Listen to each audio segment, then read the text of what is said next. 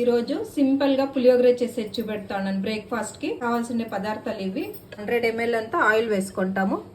పులియోగరకి కొంచెం ఆయిల్ ఎక్కువే ఉండాలా. కొంచెం ఆవాలు వేసుకుంటాం.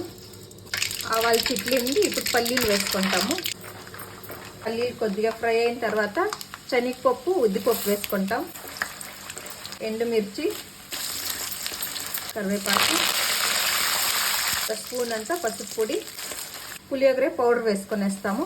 పౌడర్ వేసి జస్ట్ కొంచెం అట్లా కలిపెట్టుకొని స్టవ్ ఆఫ్ చేసుకొనేస్తాము. ఇది కొత్తిమీర కొంచెము. ఇప్పుడు ఇంకొంచెం కొత్తిమీర ఉండేది వేసుకుంటాను. కొత్తిమీర కొంచెం పచ్చి పచ్చిగా ఉంటే బాగుంటుంది పులియోగరలోకి. రెడీ రైస్లోకి సాల్ట్ వేసిండాను. అది మిక్స్ చేసుకొనేసి పులియోగర గొజ్జు రెడీ అయింది.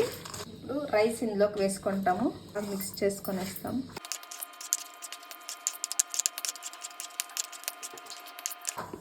ఇంతే అండి, పులిహోర రెడీ అయిపోయింది.